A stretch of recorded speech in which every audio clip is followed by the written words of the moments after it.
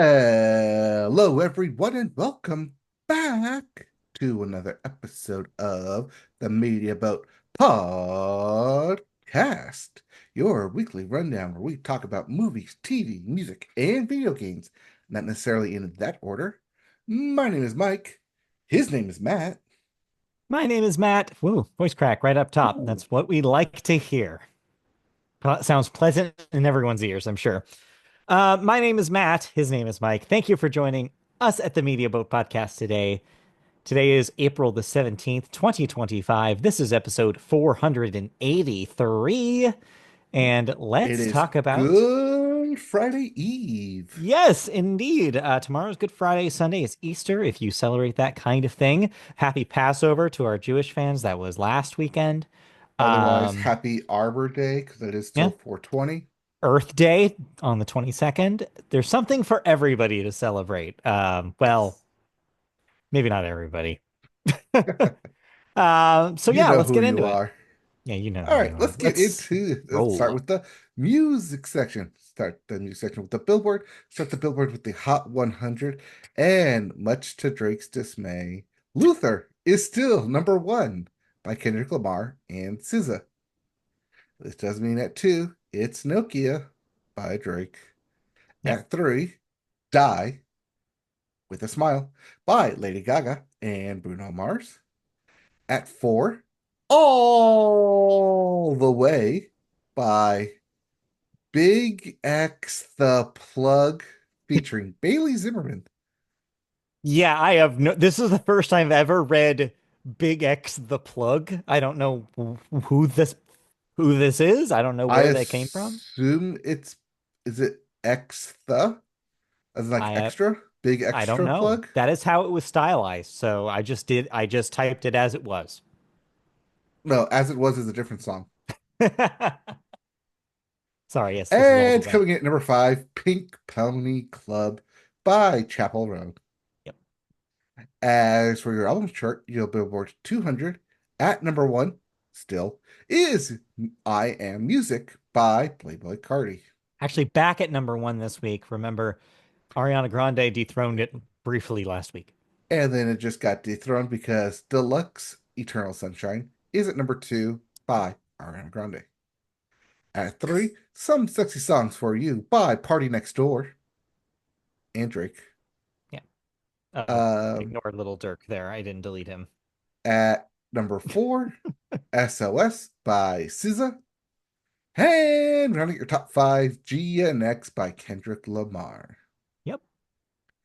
If you didn't like any of those albums, we have new releases, starting with Study of Losses by Beirut. Not the straight, not the country. No, the band. We also have Send a Prayer My Way by Julian Baker and Torres.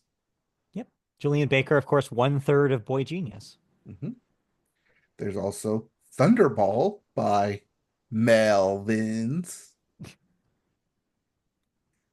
What Did the Blackbird Say to the Crow Mm. by Rhiannon Giddens and Justin Robinson. We also have The Black Bolts with a Z at the end there by Tuned Adebimpe. Good try. Adebimpe? Adebimpe? And lastly, Superhaven by Superhaven. I think it's Super Heaven. There is an A in there. Yeah. Heathen? Haven? Super Heaven. That's how Heathen. heaven is spelled. I don't know. I'm not going there. All right, let's get to the music news. Yes. And well, she's back from outer space. She just walked in to find you here with that sad look upon your face. No. No, no, different person. Talk about Lorde. You Yeah. know, heaven. Lorde has officially announced the incoming release of a new single titled, what was that? No, that's the name of the song. What Yeah. was that? Or is Yeah. it, what was that? I don't know. I haven't listened to it yet. I'm sorry, like So, the fact that it ends at a period here and has no discerning like yeah. question mark, exclamation point, comma, colon, semicolon, asterisk. Like, give me something pizzazz at the end of this. Well, the new song will be released soon as Lorde's first official single in 4 years. The Kiwi native revealed the song's inquisitive title across her social media platforms and shared what appears to be the single's cover art.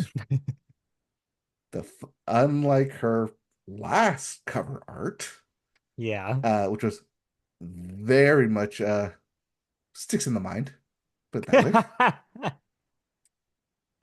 Lots of solar power. The Uh, image was taken by American photographer Talia Chetrit. Lorde previously teased, "What was that?" on TikTok and in a voice note to fans that hinted at her long awaited return to music after her last album, Solar Power. Quote, she said in these messages, "I just wanted to say hi because everything is about to change. These are the last moments where it's just us," which is crazy, but so right. I'm so ready. And I hmm. hope I got that inflection correctly from Lorde. This is such a mysterious thing to say. What does she mean that it's just us? What's going on here? I haven't listened to the song, so I have no idea what direction she's going, whether this is continuing where she left off thematically after Solar Power, or is it a return to kind of melodrama and that kind of vibe? I don't know yet. I should probably listen to this before we recorded, but hey, too late now. What I feel like she's talking to her fans about who have sticked with her with since the last album, Solar Power, Yeah. over these last 3 years now is that, hey, I know you've been following me. I know you're the fans that are dedicated to me. And right now, here's my new song. But just so you know, once the album drops, you're gonna get a whole lot of new people coming into Maybe. I don't know what to call the Lord fans. Followers? Fans. Fellowship? Yeah, I actually don't The know if she pews? has a name for her fan base. The Kiwis? Apostles. I don't My, know. my Kiwis. Disciples. uh yeah. If they're not, they should be. They should be the disciples. Anyways, The green lights or whatever. green lights. The liabilities. Sorry. Anyway, yeah, new Anyways, Lord. That's uh exciting. yeah. New Lord. I bet South Park is Melodrama was, thrilled yeah, for a new Lord album. I bet. Melodrama was the believe the media vote album of the year back in 2017, I want to say. Way back then. Yep. Yeah, been a while. All right. However, you listen to some music that is not the new Lorde single. Yes. I listened to two new albums. Yeah. I'll get the first one out of the way. It's Yeah, you got your country on. Jon Pardi. Oh, Yes. you had a Jon Pardi party. At a Jon Pardi party. Yes. Jon Pardi is back with Honky Tonk Hollywood. And I'll be really brief about this. If you like Jon Pardi, Uh-huh. and you know that Jon Pardi's already in the Country Music Hall of Fame, the Grand Ole Opry, Uh-huh. then you're gonna have a grand old time with Honky Tonk Hollywood. Okay. It sounds like a modern country album. It's got a little bit of Jason Aldean in there, a little bit of Fleetwood Mac in there, a little bit of uh Ch Kenny Chesney in there, a little bit of classic Jon Pardi songs.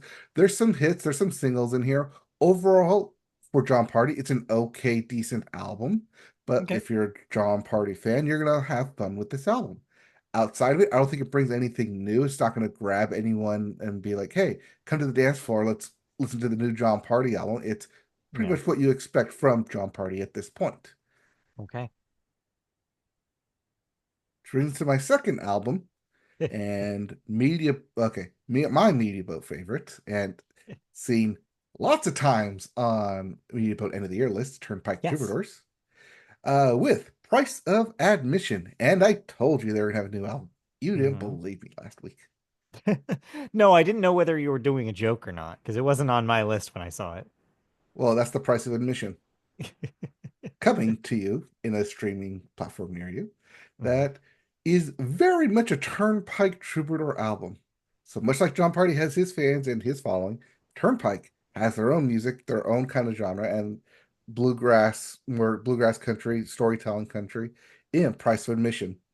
And because I like Turnpike, I tend to lean more towards listening to Turnpike a little bit more than I do Jon Pardi, Yeah, even though I do like Jon Pardi. But so I was kind of split over this past week, whereas like, okay, I listen to the Jon Pardi singles that I like, but then I'll also listen to the Turnpike album front to back because I like their songs, I like their storytelling, I like what they're doing a lot more here in terms of a bluegrass, more of a country song, country feel.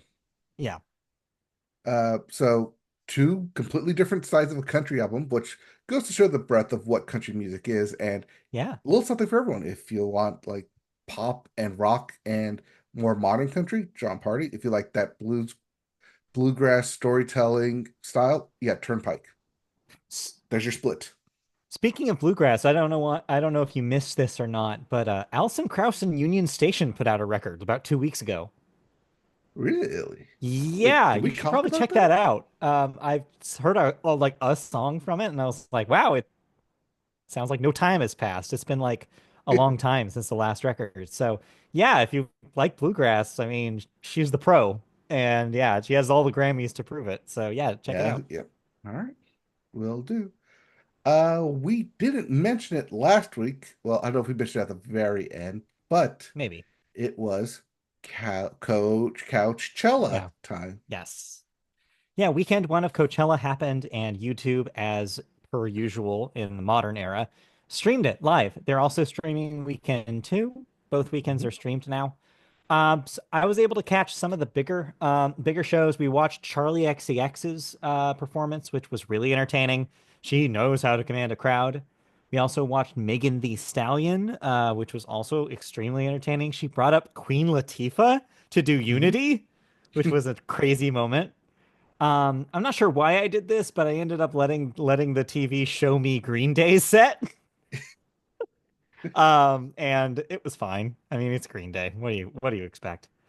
Um, what else? Yeah, I think those are the big ones we caught. There were some smaller ones that I saw little bits and pieces of. I saw bits and pieces of Claro's set, including her putting Bernie Sanders on the stage to make a speech, which was kind of a nice touch. Mhm. Um, Other than that, it was kind Uh, of a weird lineup this year. yeah, Benson Boone brought out Brian May and did his Yeah. best Queen impression for some reason. Yeah.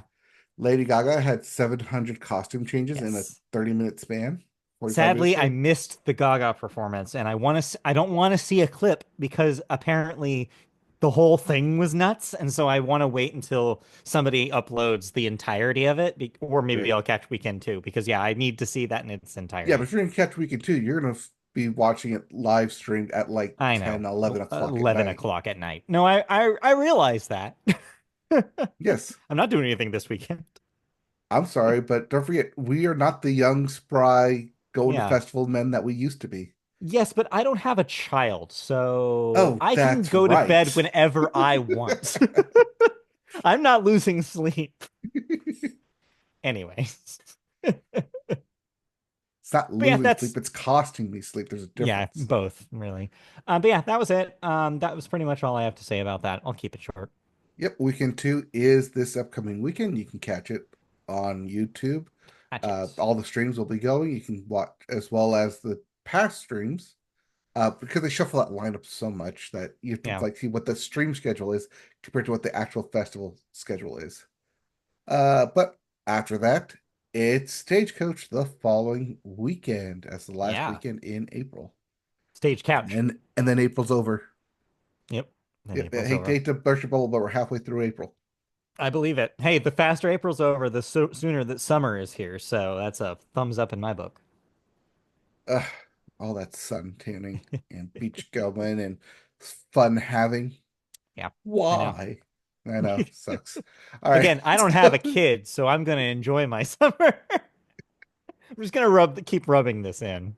Yeah, go ahead. Yeah, just like the sunscreen. Just everywhere. like Just the keep rubbing it sunscreen, over. Just keep exactly. rubbing it in. All See how right, pale let's. I am? I need it.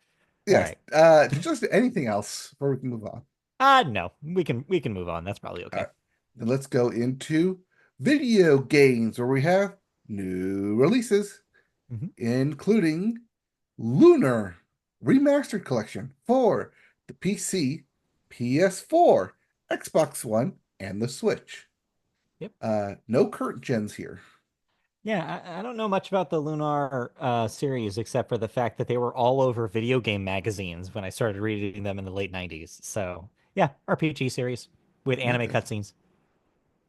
All right. We also have Phantom Breaker, Battlegrounds Ultimate for everything. Wide release. You got it. You can play it.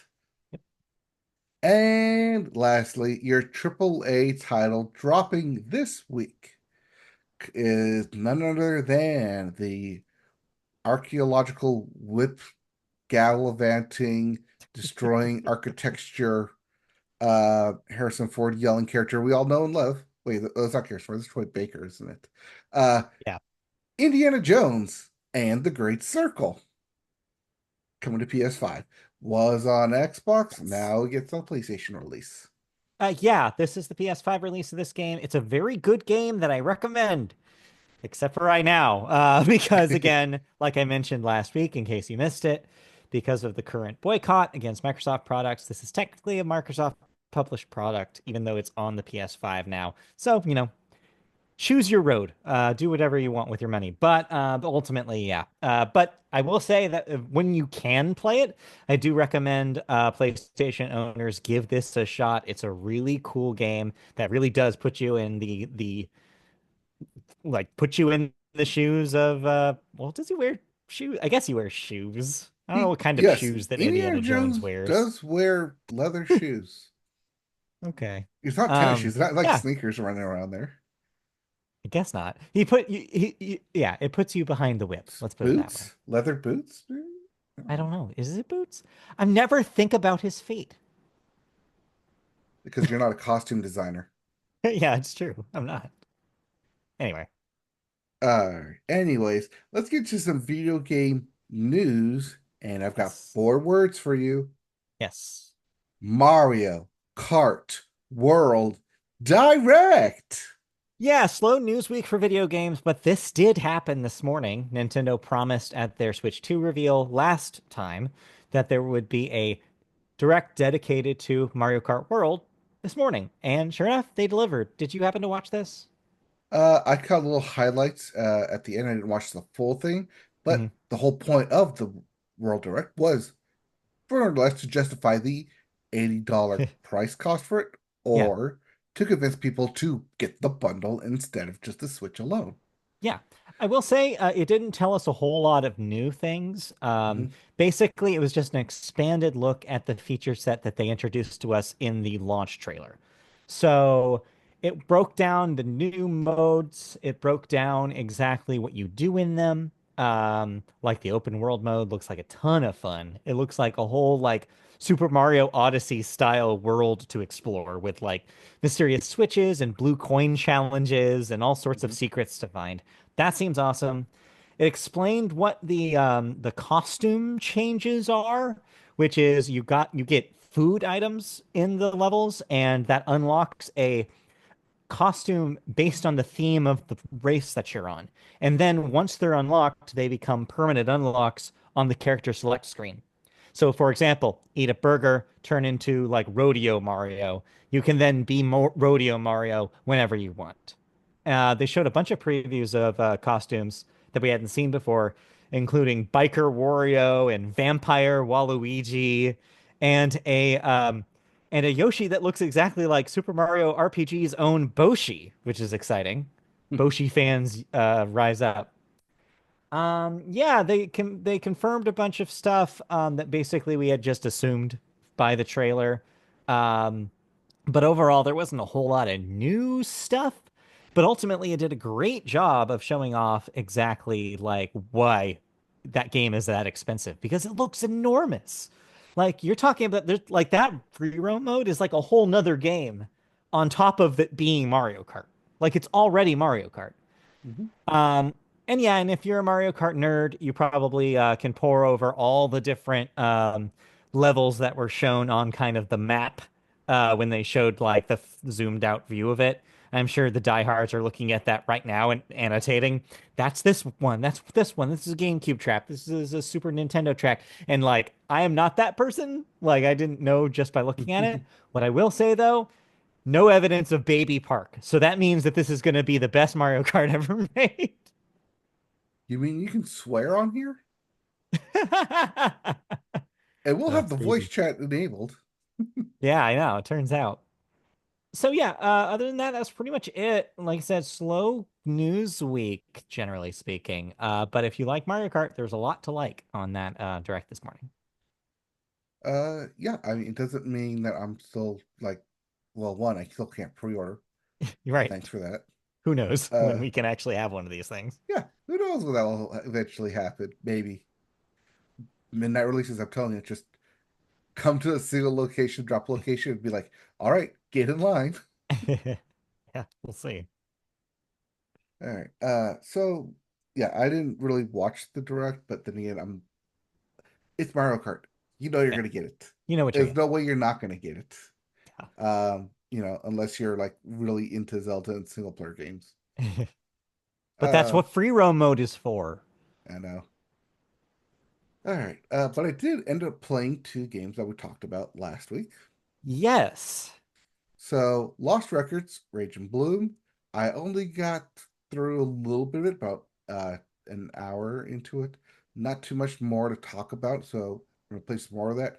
Talk about it next week or whenever I do end up finishing it. But it is a direct continuation of the story from tape one. Mhm. Interesting. It'll be interesting to see what kind of the fallout is from the end of tape one into tape two. Right now, I only got one perspective out of the different three Yeah. perspectives, and still don't know what's in the box. Still, freaking mystery box in front of me. Oh, there's a seven situation. Yeah, we're trying to figure out what's in the box. We did What's in open the the box? box. We didn't wrap it, but inside that was just another box with a lock on it, and we don't know what the lock is. What? Like, yeah, very disappointing. Everybody has one of those people at Christmas time. Uh, It's you. it's me. If Just you're duct looking tape, around, just know that it's me. duct tape forever. No, no, I'm not. I'm not malicious like Kenny was. Yeah. Oh, that brings me back. That was very Anyways. malicious. Oof. Anyways, the other game that you told me I Yes. should play that I did Yes. play and stream, and now it's like all I can think about is Blueprints. I told you. I knew this was going to destroy you in the best way. I actually tuned in on your stream for a little bit and just watched with no sound on. Just Yeah. watched, just mesmerized by this video game. I was like, okay, I kind of get what's happening, but also I don't really understand it, but I'm just letting it wash, the vibes just wash over me. So you basic premise is that you inherit a mansion. Yeah. There's 45 rooms in this mansion. Yeah. But in order for you to inherit everything on the grounds, you have to find the secretive 46th room. And that's it. That's all the game tells you. Much like The Witness, where it just drops you in there and you're supposed to go. This game drops you into the middle. Each day starts with you coming into the mansion, and you get X number of steps to progress through to try and find that secret door. I have been shit out of luck in being blocked off like every single time on these runs. I'm like 9 days in now. I've unlocked a lot of stuff like outside the grounds through the various puzzles, but right now I'm at a point where I go into the room and I know what is in each room, how to solve each puzzle. But the thing that keeps getting me is because it's a roguelite, it's oh, you have three doors to choose from, but I'm giving you three dead ends each time. And so it's like, okay, well, Right. there goes this run, dead. Gotta start over. Here goes this run. Dead. Gotta start over. But it's not like you die, it's just dead end. Which that's one thing I really like because one of the aspects I hate about roguelikes is the amount of times you just die. Just I run to an enemy, I die. I miss a jump, I die. You gotta start over. That's the one thing that keeps turning me off in roguelites. Yeah. Here, there's no death in it. There's dead ends, which kills your run. But like yourself, your character doesn't die. Nothing jumps out and scares you. Nothing comes out and kills you, uh, which is very helpful and very relaxing. It takes a lot of that rogue like stress off me because Yeah. that's the thing about games like Hades, where you can Yeah. be so good, you can feel yourself buffed up, go into a room with an unexpected boss battle and die after 2 hits because you have no idea what's going. It's like, well, shit, I just did all that and now I have to like do it all over again and figure out what this new challenge is. Here, the roguelike is the deck that of the different rooms. I try to stack the deck against me or form it in my way by trying to like eliminate some of the early dead end rooms and keep like other rooms open as I progress up into the floors here, into the floor plan. But every single time I keep running the same problem of I don't have enough keys or the only fifth option is a dead end option. I'm like, well, that sucks. But that's not the whole game because there's stuff Right. within the game that are secrets to help you understand the family. There's backstories. There's stuff that helps trigger stuff off the grounds too that you get to go and explore as well. Yeah. So there's a And I lot more feel to it like, than just the yeah. gate, just finding out what each room is, what each room does, but rather Yeah. also you're piecing the puzzle of the family, much like Edith Finch. Yes, I was thinking a lot about Edith Finch when you were playing this. Another game that I watched you play back in the day. Yes. I was definitely getting similar vibes where you're like finding out the history behind the situation in that home. Yeah, except in Edith Finch, everyone eventually dies here. Right. Here, not so. It seems like there's a split in the family, like the lore of the family, as to why you are the one who ends up inheriting this or Yeah. supposed to inherit this. Also, I have a feeling that there's a nursery like in here, light spoiler, but there's a book in there called Red Prince.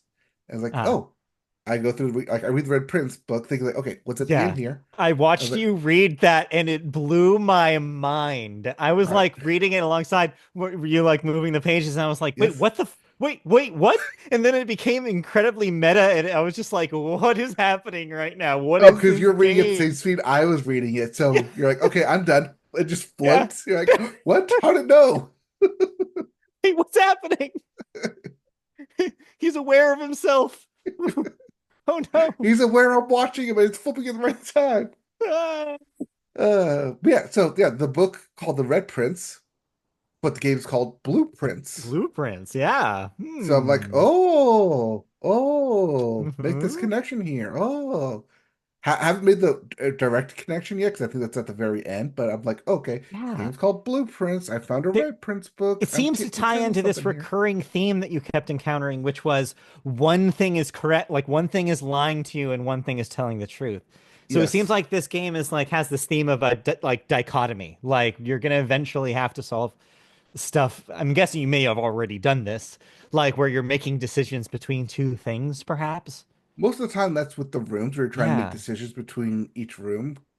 Um, Especially like, oh, like I know this room is good, but I also need to make sure I place it in the right place because it has multiple doors and I don't want to like waste a room, especially like a hallway where it's just a clear like free room to the next side.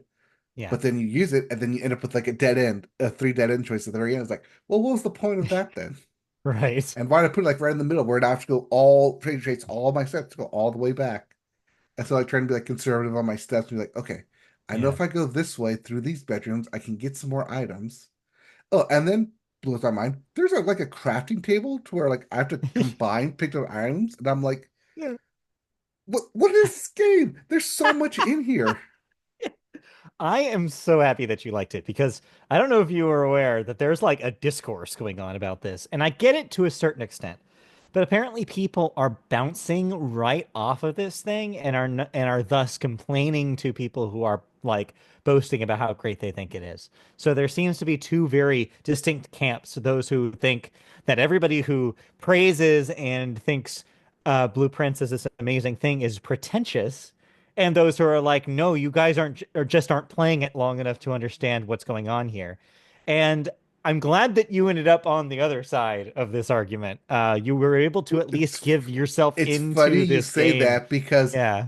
30 minutes into it, I was very much in that first camp. Like, Yeah. okay, I'm going into the rooms. What's I'm like happening trying to here? find Yeah. something to do, but it's not telling me Yeah. what I'm Yeah. supposed to do. Especially like the first couple rooms are like bedrooms and hallways, and I'm like, okay, I see the card. I can only interact with this one item. I'm in the bedroom. I can only interact with this one item. I go into a hallway. There's more Yeah. doors. I can only interact with this one item. Like, okay, that's what I was like. I think Yeah. like started my second run. I left the house and started to explore the grounds. Like, okay, where is everything? Oh, this is over here. This door's locked. Oh, this is over here. This orchard. Oh, this got a padlock. Oh, I can see over there in the side of the house. Okay, I can't get there yet. It's like, Yeah. okay, I know I can get to all these places. I know they can eventually unlock, but I still can't get into it. So just Yeah. a little bit of just like do a little bit more, a little bit more. And then I think the thing that got me to appreciate more was use the rooms I don't use. Yeah. Fill out that guide of Right. all the different rooms. And once I started filling that out, a lot more of the rooms started opening up for Right. me. A lot more of it was starting to make sense. A lot more of those puzzle rooms started to come out. I was like, okay, so the game's not about like there's a because that's what you kind of sold me on was that each room is a different puzzle. Right. Not Not, necessarily. yeah, not really. Yeah. There are rooms where the puzzle is entirely made within the room, and then there are rooms that help connect to other rooms to expand to a bigger puzzle. I didn't stream this, but I got to a hydro pump room where it was a like a plus minus game where you saw the scale of how much water was using, but you had to connect the pipes to make sure it would fill up the tanks to lower the levels and then fill up the tanks to like raise these levels. And like I was able to drain the fountain because of it. I was like, oh, I know what this is. This says fountain. That's out there. Let me and then like the like that's what you get out of here. They get the aha moments of, oh, like this says pool. I know where the pool is. I made that room way over there. Let me drain it so I can go over there and see what's the bottom of it. There's little stuff like that that helps the player along the way to keep having these aha moments, and that's what makes this so great is that it's you learning and figuring it out as you go. Except for one goddamn puzzle, I had to look up what to do because there's no way I was going to remember the different rules for this for a blinking light puzzle in the security box. Um, Hmm. no, no, the No, switch box. I don't know if I saw that one. Mm. Yeah, if there's a blinking light puzzle for the HVAC system, and I was like, okay, I know there's no way, even if I do eventually find what the solution is, there's no way I'm gonna ever like figure out what the hell this is or remember like what the rules are for this thing. Yeah. Because that's the one thing that kind of irked me is that there's a note somewhere that says grab a notebook for you. And I thought like, oh, there's a room with a bunch of books. Let me try and grab a notebook. I couldn't grab a notebook, and I was frustrated, so I left the room. But I think it meant like, oh, I'm supposed to like use a notebook myself to keep notes of this. Yes. I think that I've heard a lot of people are keeping notes, like very like all over the place notes for this game. Yeah. So, okay, well, I'm glad that you like it. Are you gonna spend more time with it? You think you're gonna see this one through? I will. I do want to see what's at the end. I do have an idea of where it is, of Hmm. how to get there. It's just that every time I try and get close to the antechamber, my run eventually dies out because I run out of rooms or keys or can't get Yeah. to one of the sides. I was like, it just keeps like it perfectly is trying to keep me from the room. And I think I know why. There's some rooms that I haven't unlocked yet. Yeah. So I have some thoughts, some theories of what to how to get complete that. Okay. All right. Well, you'll continue with that, I'm sure. Yeah, but I'm also like in the middle of Lost Records too, for a Right. narrative game. So it's Yeah. like, but like I said, in my mind, I'm like, okay, I know what to do in blueprints. Like I can figure this out. And part of me is just like, I need to figure this out too. All right. Well, I just want to say real briefly, I went back to a couple of older games because I'm currently exiled from the Xbox platform. I decided to fire up Steam and see what I got in there. So I played a little bit of Power Wash Simulator, which I still love. And today I jumped back into Hades 2 early Oh yeah. access because it had a few updates since the last time I played it. Mhm. Oh boy, I think I'm back in. Like, Oh yeah. man, that game still just feels so good. Just like, just Coming to the exquisite. Switch. Yeah, so still good. Still recommend that as an experience. Still awesome. All right, let's move on. Let's go then into television, where we go to the sports corner.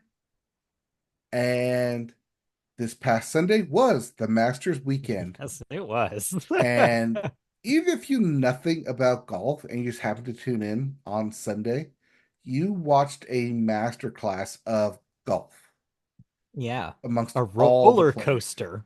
Yeah, Roller what it coaster of sounded like. emotions. Yeah. Um, from our leader who we talked about on last week after day one, Justin Rose, who had a -8 on the day or -6 on the day, ended up not doing too well.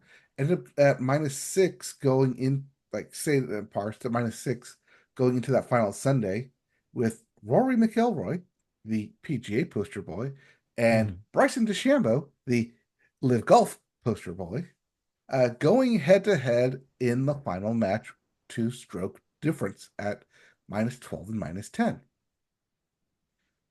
With the big overall arching narrative being if Rory McIlroy could find a way to win, he would complete the career Grand Slam that has eluded Yes. him for 11 years.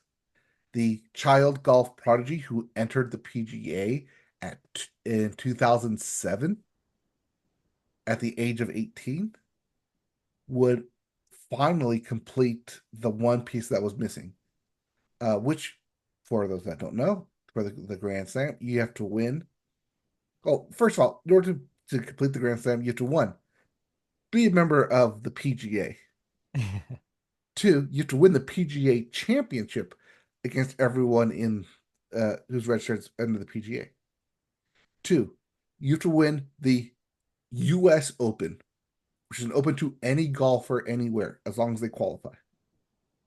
Three, you have to win the British Open, or I'm call it just the Open, on a rotating course, or not the course that actually rotates, but every year they pick a different course of one of the oldest courses in the land, which is also an Open, and then you have to then win the Masters, which is invitational only. Technically, the Mhm. Masters is not a part of PGA Tour. It is invitational only to the top golfers in the world. And then you have to win that against all the other top ranked golfers ever, ever in your like cohort. Only five people have ever done this in their careers. The last time this was done was Tiger Woods in 2000. Even some like golfing greats, Jack Nicholson, or not Jack, Phil Nicholson. Jack Nicholson's the actor. Phil Yeah. Nicholson never completed the career Grand Slam.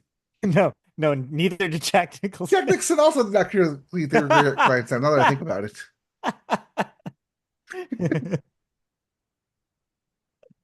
but yeah, very, very rare to do. And so that was on the line. And he was choking. He allowed Justin Rose to come back and they went to playoff. They had to play 19 holes after already playing 4 rounds of golf just Yeah. to determine a winner.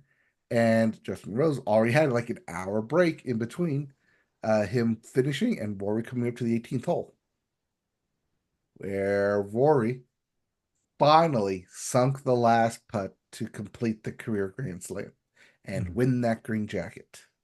Yep. And now he wakes up one of five people ever Hmm. in the whole history of golf to complete that Grand Slam. Yeah, I mean, as you broke it down, it's a very difficult thing to do. And so, yeah, congratulations for him kind of capping off a young career. Just like, You say run, but he's our age. you know what I mean? A I know. like he started young, and so we've kind of Yes. watched him do this for a while. And Yeah. so Consider he yeah, it's got three cool. of those four in 2010, 2011, and 2014. It's taken him 11 years since then, since 2014, to complete that Grand Slam. Right. Yeah. Pretty impressive. Okay. So congratulations to Rory McIlroy on that win. Your Grand Slam Masters champion. This Yep. does mean Yep. that Yep. next year he gets to host the Masters dinner with all his favorite bangers and mash food. Oh. Oh no, you make it sound terrible. Anyway, Anyways, but believe it or not, other sports happen. yeah, there were other sports that happened, including the end of the NBA. Yes. Well, between the Dallas Mavericks and the Sacramento Kings, it was a biter till the end until the Dallas Mavericks, who were one superstar less on the team, as we all know, actually ended up earning that last play-in spot. Yeah. Now it's the Grizzlies, Kings, and Mavericks who will do a round robin style little mini tournament play-in to vie for that last spot in the West, while the Hawks, the Bulls, and the Heat will compete for that last spot in the East. Yep. So those will happen this upcoming weekend with the actual start of the NBA playoffs coming starting on Monday. Now, because we're at the end, it's the end of the season. That's Stats. I'm going to list up a bunch of names here. I'm pretty sure I'm going to say them right, but if I you don't, always do. you can email me at meetaboutpodcast@gmail.com and tell me how wrong I am. Yes, please do. All right. So your average points leader is Shai Gilgeous Alexander with 32.7 points per game. Trae Young was your assist leaders at 11.6 points or assists per game. Stephon Curry averaged 4.43 pointers per game. Dyson Daniels averaged 3 steals per game. Walker Kessler averaged 2.4 blocks per game. And Domantas Sabonis averaged 1.39 rebounds per game. No 139. 139 rebounds, more shots than ever taken. Actually, probably 13.9 now that I think about it. Yes, 13.9 rebounds per game. All right. However, out of all of them, Shai Gilgeous Alexander, better known as SGA, is kind of in the lead for the MVP just Mhm. because he has the most average points per game. Mhm. But But basketball is more than about making baskets. And for the best player in the game, look no other than Nikola Jokic, yep. as he's the top five in points per game, assists, steals, and rebounds. Just overall great athlete, just everywhere, just a force to be reckoned with. Yeah. I can see why some people will just see points per game and just choose SGA, but according to like all the sports experts, all your Hmm. armchair centers out there, Nikola Jokic should more rightly deserve the MVP, but we'll see when award season comes around. Yep. As with the NBA ends, so does the NHL. Mhm. Today, as of this recording, is the final game of the regular season. It's the final season of the regular day. That's what I want to Yeah. say. But there's no real excitement because all playoff spots have been claimed. You've got your I closed it out. NHL playoffs. Pulling up Yeah, I'm just data. pull the brackets real quick. Yeah, you got your Jets with the Blues, the Stars versus the Avalanche, the Golden Knights versus the Wilders, Wild. Wilders. But yes, get your Vans going. And for the fourth consecutive year, the Kings will play the Oilers in first round in the playoffs. Sorry. It's not my fault they keep playing each other. It's also not my fault that when they played each other in 2022, the Kings lost by 7 games.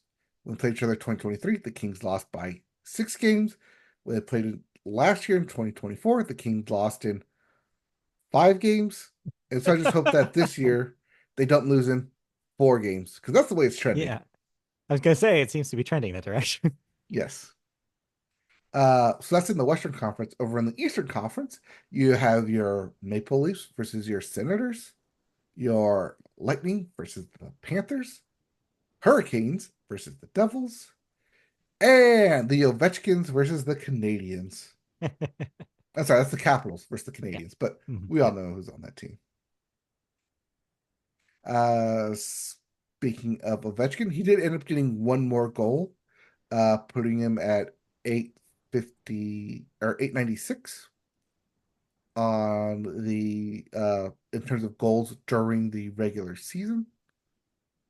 Uh, so we'll see where he ends if he ends up playing another year, how much it goes into now the playoffs in terms of career goals as well. Mhm. And just like the NBA, we have stat leaders for the NHL. Yep. Again, sorry if I butcher these names. Nikita Kucherov is your points leader with 121 points, gigawatts points. There's also Leon Drysdale, your assist leader with 52 goals or assists and goals. Uh, Connor Hellebuyck and Darcy Kemper are your goals against leader at averaging 2.01 goals per game. However, your saves leader is Anthony Stolars at a saving average of 0.926. Uh, but but but your goalie wins leader at 47 is Connor Helbick, and he'll probably take home some more hardware as we get to the end here. All right. Well, Um, Lastly, if you want, some hard fought winning days, MLB still going on. In the NL, if you're yes. in the NL West, I'm both congratulations and sorry. Right. Because 4 teams, 4 out of the 5 teams in the NL West are absolutely dominating with 12 wins or more. Hmm. The Diamondbacks, who are at 12 and 4 right now, sit fourth place in the NL West. If they were literally in any other division, they would Hmm. be in first place Yes. outright, Yeah. except in the NL West. Hmm. Yeah. It's unfortunate that they're facing like a generational Dodgers team and a white hot Padres team. That yeah, otherwise it's be a wide open field. I mean, you'd hope that eventually they'll figure it out and like Well, kind they're of break gonna have to away. eventually play against each other. That's the thing, is that the more Yeah, in the division the games that Padres are have to played, play the Dodgers, and yes, they this also have to will play the Giants as well. yeah, this will dissipate as soon as they start facing each other. It's just that they've had a lot of early season games against other clubs. And so that's why you see this similarity. It'll balance out. That's the reason why baseball season is the way it is so you don't have that happen. Really, not for ticket sales. I guess so. Um, Uh, well, yeah. while those 4 teams are absolutely dominating everyone else, Hmm. All four teams are also beating up on the fifth team in their division, the Yes. Colorado Rockies, who currently Yeah. stand at an abysmal 3-15. Looks Yeah. like we found the new White Sox in this league. Yeah, it I looks would say like that, yeah. except the White Sox are also 4-14 with only one game difference between them. Yeah, it's a pretty brutal year for both of those teams, just like it was last year. Yeah, if I was them, I would be wondering about the future of the organizations. I wouldn't because I'm sure there's beer snakes everywhere, and that's what drives ticket sales. I guess so. Beer snakes. And yeah, pretty much everywhere else, somewhere in the middle of those two zones. So enjoy. Weirdly enough, Angels have a better record than the Phillies right now. For now. We'll Angels see. are also on a they're also on a 3-game losing streak, so we'll see how well that That's goes. true. So who knows? Anyways, Anyways, yeah, that's it for television. We will talk about the draft for sport, next week. you did it Well, again. You said television. yeah, we're in television. You said that's it for television. Oh, oh, that's it for television, but we'll talk about the NFL draft. That's it for sports. Television is sports, isn't it? I'm- and sports is television. It's all the same. Yes. NFL, fire up your Kevin Costners because next Thursday is indeed draft day. We'll talk about it again when we're Mhm. recording, but the draft will be going on when we will be doing this. We may have the first pick identified by then. We may not. Yeah, we'll see. But Tennessee Titans, since you didn't trade it away, technically you're on the clock. All right. Congratulations, Titans. All right. So that will be on the 24th. For now, let's move into television then. First up, we have television news. And this week, we have a visit from a 90s classic. Yes, Clueless is getting a reboot. Alivia Silverstone is attached to reprise the role of Cher Horowitz in a Clueless sequel series at Peacock. The show is currently in development. Exact plot details are being kept under wraps, aside from the fact that the show will serve as a follow up to the cult classic film. This is a wholly new Clueless series, not the one that had been set up at Peacock in 2020 but ultimately did not go forward. That show, with a completely different creative team, was described as more of a mystery series in which Cher disappeared and focused instead on her best friend Dion. A TV adaptation aired on ABC and then UPN originally back in 1996 until 1999 for 3 seasons, with Rachel Blanchard playing Cher. But for this one, they brought on none other than the OC and Gossip Girls, Josh Schwartz and Stephanie Savage, huge icons in this household, to executive produce and write. So I didn't know this until I saw this that you had written this down. I texted Christy to let her know if this she didn't know this already because that is very exciting news. Yes, they were also a part of the recent reboot of Gossip Girl over on Max, and they are Yes. attached to write, like I said, write, produce, executive produce. Lisa Silverstone will also be getting executive producer credit here for Clueless. Technically, she did reprise this role in that Super Bowl TV ad Yeah. spot a couple years ago. So maybe people saw that and was like, "Hey, this got Yeah. positive reception. Let's try and get this going again." Maybe so. Maybe that's what happened. I'm sure your yellow plaid skirt and suit are somewhere not gathering mothballs in that closet. Yeah, they're somewhere available. All right. All right. But That's yeah, it for it television probably will be a news. couple years until we actually see this come to fruition. But Mm, hey, in development, and most likely we'll get fast tracked on Peacock coming to streaming service near you soon. there you go. All right. That's it for television news. We have probably like some shows that we're not going to talk about quite yet. I haven't gotten a chance to watch The Last of Us season 2 premiere Yep. yet. I'm also still a couple of episodes behind on the studio. I watched episode 3, but I haven't gone beyond that. Okay. Um, Yeah, you're on Howard in. yeah, we got the Ron Howard in. But you did find time to watch one show this week. Yes. I also didn't watch The Last of Us new season Mm. because we are currently going through The Pit in Yeah. this household.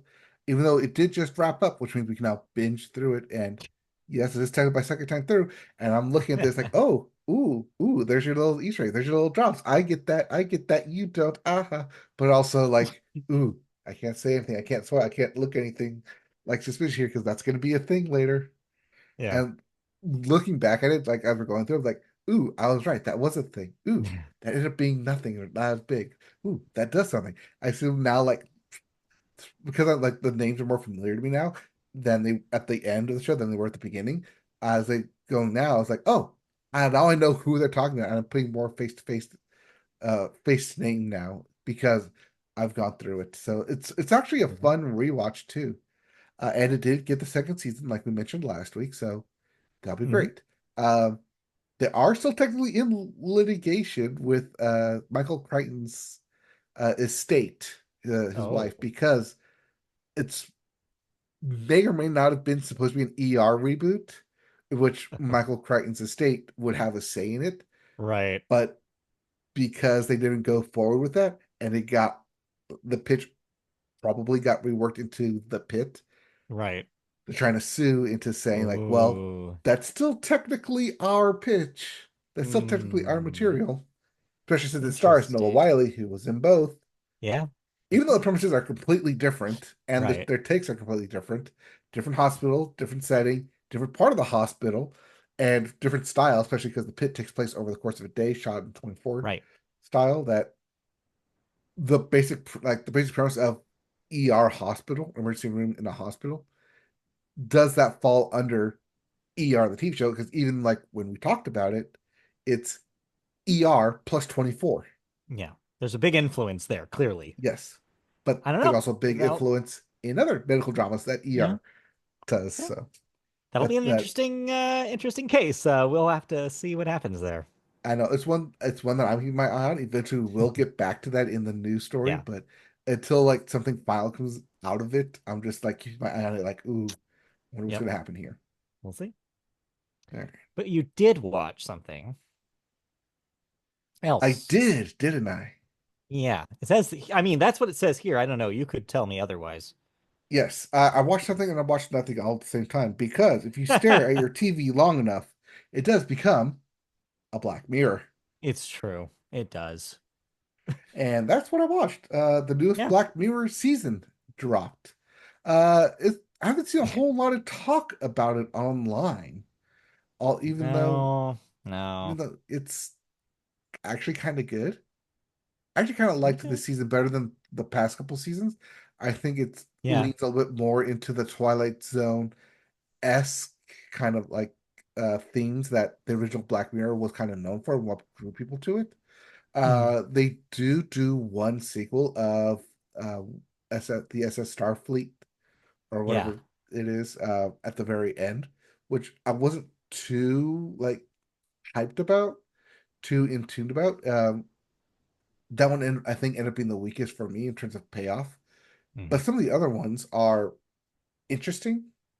Some of the other ones are very either like tech savvy driven, or there's one that's like very like universe multiverse kind of expanding and kind of like its own twist on that. There was also one that I thought I knew where it was going, but every time I thought that, it said, "Nope, we're actually gonna go this way." And I thought, "Oh, now I know we're gonna go here." It's like, "Nope, we're not gonna zig, and then we're gonna zag, and you're not gonna know where we're gonna go." And I was very happily surprised with that one. Yeah. Um, the first one is kind of a sad one. There's a couple sad ones in here too. I was like, oh, Yeah. yeah, Black Mirror can be very sad too. I think it runs more or less this season kind of runs the gamut of previous seasons, where it does kind of feel like a best of sort of like feeling for it, Yeah. which is kind of like I liked it more because like the at least like with the past like three, four, and five, where they started like saying, hey, we're gonna do more Black Mirror because people liked it, but it went sci more science than fiction, more Mm. tech than savvy. And Yeah. it kind of lost, I think, a lot of its audience because it went into stuff that's like, okay, like that seems too out there. Whereas I think either technology is caught up or people just or they just got like better writers on here that it seems more like, oh, I see where you're going here, and you're trying to tell more of a story than a Yeah. what if scenario. Well, I also saw a lot of people mention a different angle for it, which is they wanted to return to the style of the first two seasons because at this point it's what fans want. Hmm. I think that seems like it was. I saw a lot of people saying like this feels like real kind of fan servicey of a season, like especially with a direct sequel in the lineup, they Yeah, wanted to evoke more the feeling of those early episodes. yeah. But they also like throw in a bunch of Easter eggs to reference past Right. episodes too. So because all Black Yeah. Mirrors kind of exist within the same universe. So did it feel like a little bit like comfort foody as opposed Um, to the last few ones then? Is that maybe why you liked it a little more? You can be honest. Probably it might be Yeah, why. I didn't feel like I was being fed comfort food though. It just sure. felt a little bit, yeah, kind of comfort, I guess. Kind of like, okay, So I yes, know. actually. I was like, I didn't feel like I was. I mean, it's like there's a difference between like, okay, I know there's comfort food, and I know Sure. you're feeding me comfort food. Here, I didn't feel like I was being forced comfort food, but it was a Uh, nice comfort feeling from it. sure. Okay. That's good. Anything else on our docket television wise? Um, nope. Don't think so. All right. Watch the space until next week then. In the meantime, let's talk about some cancellations and renewals. What am I no longer watching? You're no longer watching Mythic Quest on Apple TV. It was canceled after its fourth season, which I believe is happening now. Yes, it just Yeah. wrapped up. It Okay. just aired its final episode, There you but go. it also aired on a cliffhanger. Yes. So, what they're going to do is they're going to reshoot the ending and Mm, upload a new ending got it. to where it doesn't end on a cliffhanger. All right. Well, at least they're giving the fans some Some finality there. closure, yeah. Yeah. Next up on Peacock, they've canceled Mr. Throwback after one season. I don't Mr. know what that Throwback was. is my father, but yes, Based on a true story, was canceled after two seasons on Peacock. we outlasted it. And then we have not one, but two Citadel series, one called Diana and one called Honey Bunny. They were both canceled after just one season on Prime Video. Yes, but the storyline, but the actual like Citadel original series Yeah. will continue. And what Okay. was going to be Citadel Diana, that storyline for season two is going to be rolled into the main Citadel. Same with Honey Bunny because they actually shot part of season two already. They're just Okay. going to roll that into the main Citadel series for Prime Video. Got it. Okay. Then lastly, we have a couple of Netflix renewals. First up, The Devil May Cry anime series will get a second season, and After it just Temptation dropped its first Island. season. Yes. And Temptation Island Reboot, which just premiered on Netflix, will get a second season. Yes, which also just dropped its own premiere. There you go. Temptation Island was on God, USA, CW, one of those. Yeah, something like that way back in the day. Yeah. Yeah. All right. We have a couple of deaths. Let's talk about real brief here. First up, game show classic host Wink Martindale, age 91, was known for hosting shows such as Tic Tac Dough, Gambit, and High Rollers. One of the classic game show hosts when you think of classic game show hosts. So, yes, a long, Yep. long life, though. Game Show Network continues running his reruns. Yes. And what a name, right? Wink Martindale, Yep. just like made for television. And then we also lost Ted Kotcheff, age 94, was the director of Rambo First Blood and Weekend at Bernie's, among other movies. So, some Oscar favorites and some not. Good balance. Well, they didn't find out he died until a week later because he was being Weekend at Bernie's. Oh, no, no, no, no. That's a real man you're Yes. talking about here. I mean, he was Yes. And it's a 94, real but movie he made. all right. Let's move on to the movie section. And we always start the movie section with the weekend box office numbers. And dang, I lost by $2 million. So close. Your So number one movie close. this week. is a Minecraft movie, which held over from last week. Did indeed lose about 50%, like we had said it was going to, but didn't quite make that 80 million mark. It ended up at 78 million, which gives you a point and me a loss. So, yes. Hmm. Number two, oh yeah, that's it. By the way, $278 million domestic. That thing is still going and it will not stop. That will hit 300 million domestic. Oh yeah. Number two, The King of Kings, because it's Easter coming up, made $19 million in its debut. Number three, The Amateur made $14 million in its debut. Number four, Warfare made 8.3 million. Guess what? In its debut. And then rounding out your top five, Drop made $7.4 million in its debut. I honestly can't tell you. This is a weird year for the box office for this podcast Hmm. because I don't know. This is like the second week where almost the entire top five has been all new movie releases. Like stuff does not have legs like it used to. It's No, fascinating. nothing sticks if you don't Nothing see it sticks. within. I mean, we've known this for a while Yeah. now that most of movies make their money in the first or 1 or 2 weekends. Yes. Films just don't have legs anymore like they did. Avatar was a very rare occurrence where Yeah, it it came turned out out. in December, in the middle of nothing, and Yeah. kept being in the top five. Here, like like you said, it's all new. Four of these Yeah, five it's all are new. all new. The only holdover Wild. is the Juggernaut that made over 100 million last week. Yeah. So yeah, let's talk about then what we're looking forward to for next week, where we'll have more debuts hitting the top five. I'm sure of it. Yep. We have three new movies coming out, very different films. We start with none other than Sinners, the exciting Ryan Coogler directed, Michael B. Jordan starring vampire-esque movie. Hey, shh, that vampire is Oh, supposed to be a come on. secret. Everybody knows it at this point. It's getting really great word of mouth, really good Hmm. early reviews. I would bet that this is your number one movie. I know I'm getting ahead of myself here. But yeah, definitely seems like Sinners is going to be a hit. But also this week, we have The Ballad of Wallace Island. This is where a man wins the lottery, buys an island to seclude himself, Mhm. but hires his favorite band, who broke up a while ago, to Uh, come play a small show for him of under 100 people. And uh, by under 100 people, I mean one person. He is the only person yeah, who has convinced this band that broke up over irreconcilable differences to play one final concert, a reunion concert, for him on this island. that's a It's fun a premise. funny concept. That's a fun premise. I like that. And then we also have The Wedding Banquet. This is Lily Gladstone film. It's a wedding. I believe this is the uh gay, like they're gay, but they're getting married, so their parents don't believe they're gay and would leave them alone, but Okay, also trying to keep the fact that they're gay from their parents. sure. I believe that's what this one is. Okay.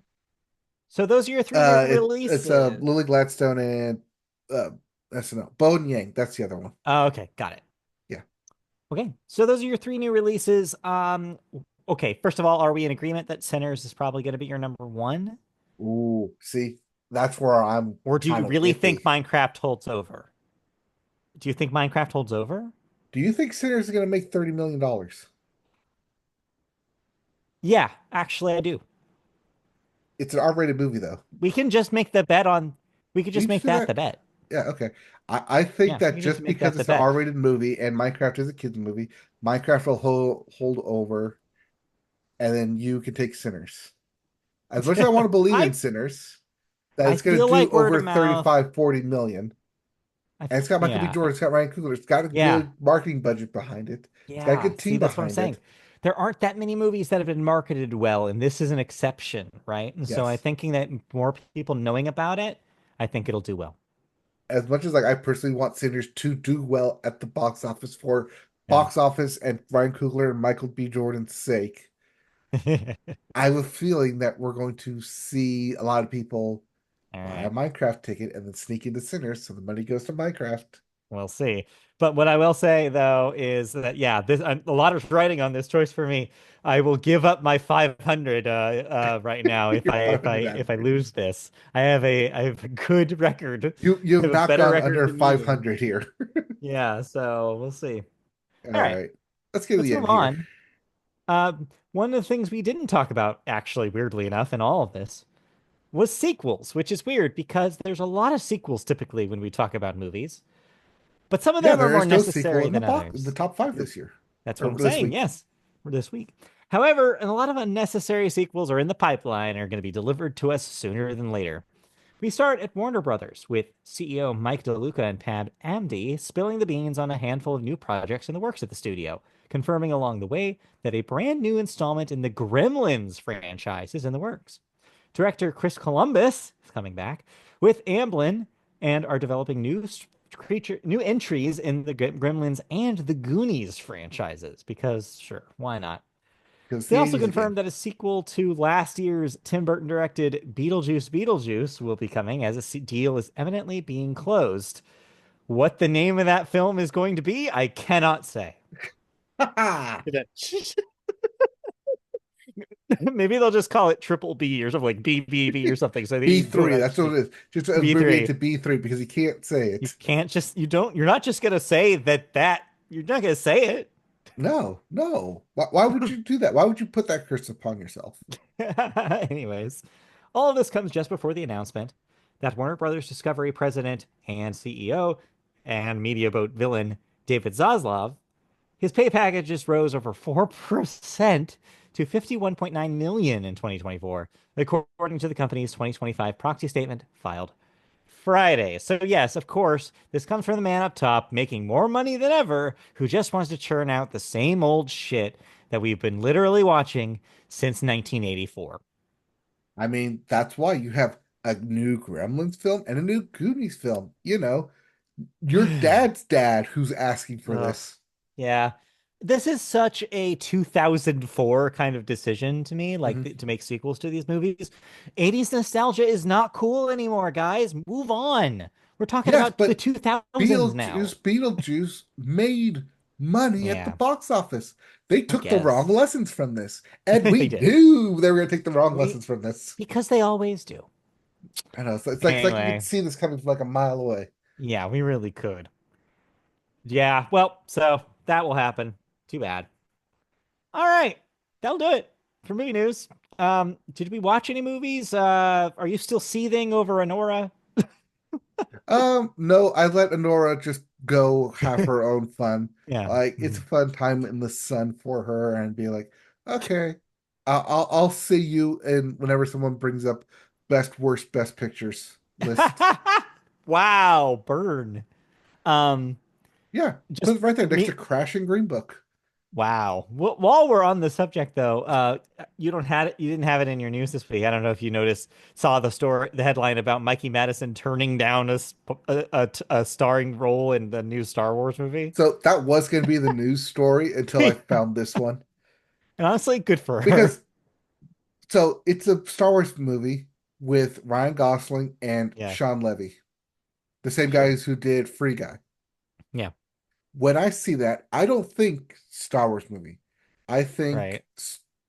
movie based on franchise of Star Wars. Sure. Okay.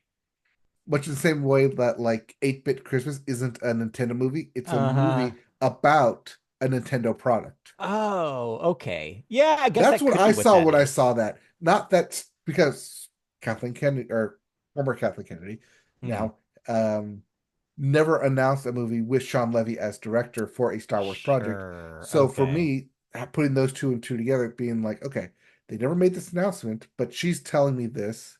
So it must be a movie about Star Wars rather than Star Wars movie. I mean, you might be right. That could be what that is. Regardless, there will be no Mikey Madison in it. So, oh well. Yet. Yet. All right. All right, that'll do it. So yeah, that'll finish the podcast actually, Yeah, just in right on time. time. Boom. So thank you everybody for watching or listening to this week's episode. We'll be back next week for another episode. You can watch that in video form on our YouTube channel. Just search YouTube and search Media Boat Podcast. If you want to listen to us in your ear holes, you can do so on podcast services such as Apple Podcasts or iHeartRadio or Spotify. Just search Media Boat Podcast in those services. You can also find us on social media on Blue Sky. Just search Media Boat Podcast to find our page. And you can find our website at mediaboatpodcast.com. You can also catch Mike streaming the occasional video game at twitch.tv/mediaboat. And last but definitely not least, if you want to email us and ask us a question, give us feedback, complain about Mike's pronunciation of Canadian hockey players, or anything else, and you want us to read it on the show, email us at mediaboatpodcast@gmail.com. All right, that'll be And it. yep, That will do it. We'll see you guys next time. thank you for listening to us. Keep sharing our podcast feeds around. Yeah. We are so close to 10,000 downloads. Yeah. Somehow. 10,000 Somehow. downloads, almost 10 years. Yeah, so about 1,000 a month, 1,000 Uh, to 1,000 a year. yes, Not sure it's yes, something. we're still a growing podcast after all this Somehow. time. All All right. right. We'll see you guys next Thank you, time. everyone. Bye. Bye.